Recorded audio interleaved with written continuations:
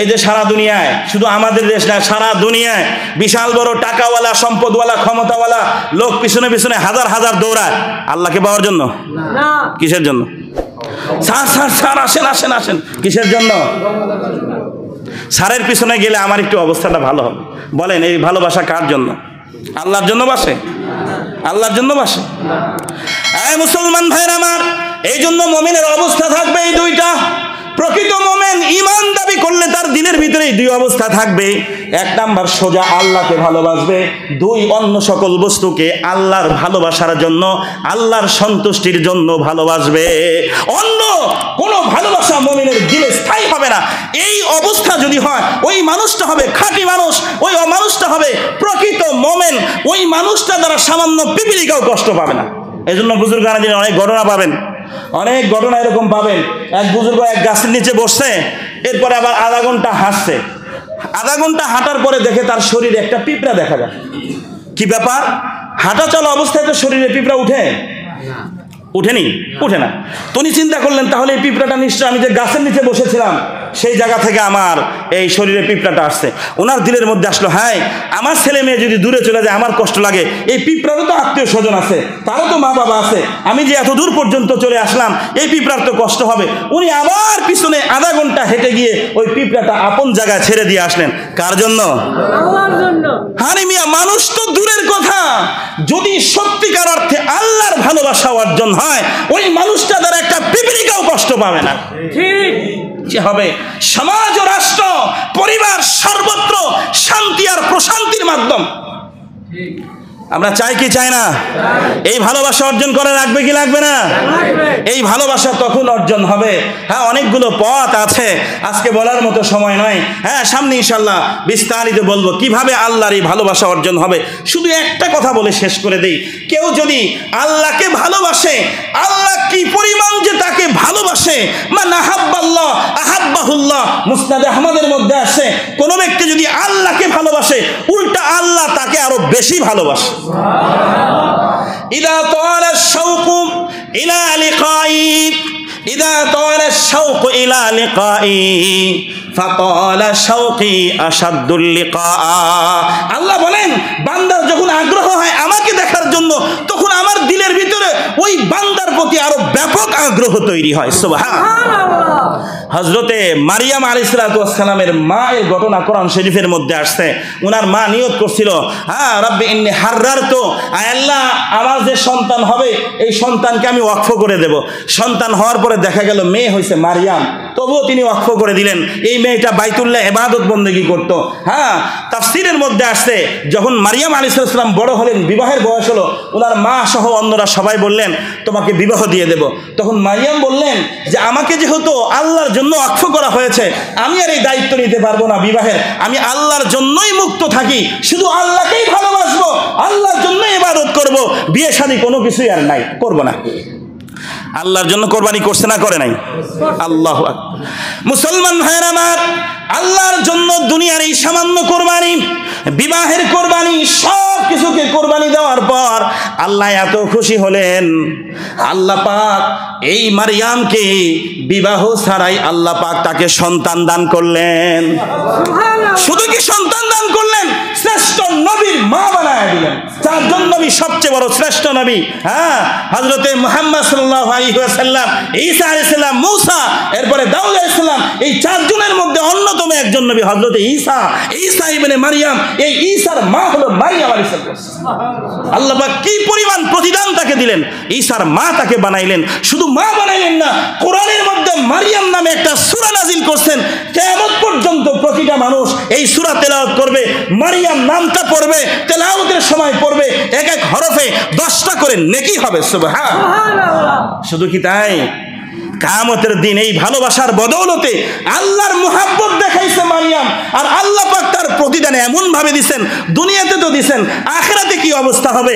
কিয়ামতে আখিরাতে মারিয়ামকে আমাদের নবী মুহাম্মদুর রাসূলুল্লাহ সাল্লাল্লাহু আলাইহি ওয়াসাল্লামের সাথে বিবাহ পড়িয়ে দেওয়া হবে।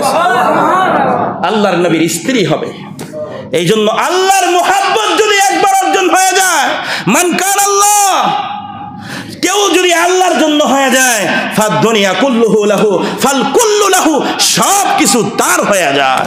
এই জন্য আসুন দুনিয়ার এই গান্ধা এই সব কিছুর পিছনে না পড়ে আসুন আল্লাহর মুহাব্বত অর্জন করার চেষ্টা করি। আল্লাহর মুহাব্বত কেমনে অর্জন হবে? আল্লাহর হুকুম মানার মাধ্যমে। সহজ কথা, ফরজ ওয়াজিব হারাম থেকে গুনাহ থেকে বেঁচে থেকে আল্লাহর হুকুম পালন করা, নবীর অনুসরণ করা। কুল ইন কুনতুম তুহিব্বুনাল্লাহ ফাত্তাবিউনি, আল্লাহকে মুহাব্বত করতে হলে নবীর অনুসরণ করতে হবে, নবীর দ্বীনের অনুসরণ করতে হবে। আল্লাহ পাক আমাদের সকলকে বুঝাক। মানুষ সবচাইতে বেশি ভালোবাসে সম্পদকে। এবার আসেন বলে, সম্পদকে কেন ভালোবাসতে হবে? স্বার্থ সিদ্ধির জন্য না, বরং মুসলমান আল্লাহ বলে দিয়েছেন কাসবুল হালালি ফরিদাতুম বাদাল ফারাইজ। মুসলমান আল্লাহর নবী বলেছেন হালাল ইনকাম করা এটা ফরজ ইবাদত। সম্পদের মাধ্যমে বিবি বাল বাচ্চার হক আদায় হয়, সম্পদের মাধ্যমে মসজিদ মাদ্রাসায় সেবা করা যায়, সম্পদের মাধ্যমে নিজের সেবা করা যায়, রাষ্ট্রের সেবা করা যায়, জনগণের সেবা করা যায়। যেহেতু আল্লাহ পাক সম্পদকে ফজল বলেছেন, অনুগ্রহ বলেছেন, সম্পদকে এই জন্য ভালোবাসি। আল্লাহ হালাল পথে উপার্জন করতে বলেছেন। আল্লাহ নিজে বলছেন কুলু আশরাবু হানি আম্মারিআ, খাও পান করো। আল্লাহ খাইতে বলেছেন তাই খাই, খেতে হলে সম্পদ লাগে, এই জন্য সম্পদ কামাই। সম্পদ কেন কামাই? আল্লাহ বলেছেন, আল্লাহর নবী বলেছেন হালাল পথে কামাইতে হবে, এই জন্য সম্পদকে ভালোবাসি, এই জন্য সম্পদ কামাই। নফসের জন্য, স্বার্থ সিদ্ধির জন্য কামাই না। বলতে পারবেন না এটা? বলতে পারবেন কিনা বলেন আমার সাথে। সম্পদ কেন কামাবো বলেন? সম্পদ কেন কামাই করব বলেন? আল্লাহ বলেছেন হালাল সম্পদ কামাই করতে। কথা বলেন আমার সাথে, বলেন আল্লাহ কি বলেছেন? হালাল সম্পদ কামাই করতে আল্লাহ বলেছেন। কেন? নিজে খাবে, বিবি বাল বাচ্চার হক আদায় করবে, মা বাবার হক আদায় করবে। কারে খায়ের দুনিয়াতে বহুত সৎ কাজ যেগুলো টাকা ছাড়া হবে না। মসজিদ টাকা ছাড়া হবে? অতএব কি লাগবে? সম্পদ লাগবে। এই জন্য সম্পদ কামাই করি। সম্পদ কেন কামাই করবো না? এবার বলেন, সম্পদ কামাই করবো না দুনিয়ার স্বার্থ সিদ্ধি করার জন্য, বলেন নিজের নফসের চাহিদা পূরণ করার জন্য, বউ বাল বাচ্চা নিয়ে, এরপরে হারাম নাজায়েজ পথে সম্পদ ব্যয় করার জন্য, হারাম আনন্দ করার জন্য, এগুলোর জন্য সম্পদ কামাবো না। পারবেননি বলতে? বলেন আমার সাথে, হারাম কাজের জন্য সম্পদ কামাবো না। হ্যাঁ, এটাই আল্লাহর ভালোবাসা। আল্লাহকে ভালোবাসি, আল্লাহ সম্পদ কামাইতে বলছেন তাই কামাই করি হালাল পথে। বিবেকে কেন ভালোবাসবো?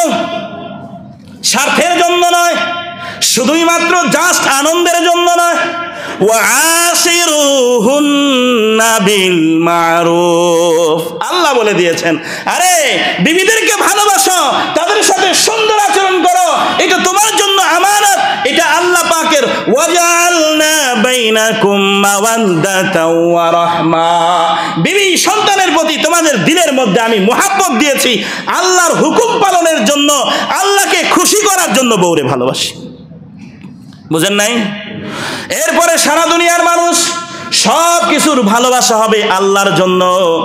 এটাই আল্লাহর নবী বলেন মান আহাব্বা লিল্লাহ, মান আহাব্বা লিল্লাহ ওয়া আবগাদা লিল্লাহ ওয়া আতা লিল্লাহ ওয়া মানা লিল্লাহ ফাকাদ ইস্তাকমালাল ঈমান। মুসলমান, যার দিলের অবস্থা এমন হবে সে দুনিয়াকে ভালোবাসে আল্লাহর জন্য, আল্লাহকে ভালোবাসে আল্লাহর জন্য, সব কিছু ভালোবাসে। কারো সাথে শত্রুতা করে সেটাও একমাত্র আল্লাহর খুশির জন্য শত্রুতা রাখে। কাউকে কিছু দেয় আল্লাহর সন্তুষ্টি পাওয়ার জন্য দেয় না ক্ষমতার জন্য? হ্যাঁ হ্যাঁ, মানুষ আমার নাম সুনাম বলবে এই জন্য। আর বলেন না কেন মিয়া, কাউকে কিছু দান করে দেয় কিসের জন্য দেয়? আল্লাহর জন্য না ক্ষমতা পাওয়ার জন্য। এখানে 50,000 টাকা দিলে আমার একটু লেভেলটা ভালো হবে এই জন্য, অথবা সমাজের মানুষ আমাকে বড় দানবীর বলবে এই জন্য, হ্যাঁ মানুষ আমাকে বলবে মাশাআল্লাহ বিশাল একজন ব্যক্তি এই জন্য না, এই জন্য না, বরং কিসের জন্য? আল্লাহর খুশির জন্য। আবার অনেক সময় নিষেধ করে দেয় না তোকে কিছু দেব না, কেন? এটাও আল্লাহর জন্য। আমি জানি এই লোকটাকে টাকা পয়সা দিলে সে হারাম কাজে ব্যয় করবে, এটা দিয়ে সে হারাম কাজ করবে, গুনাহের কাজ করবে।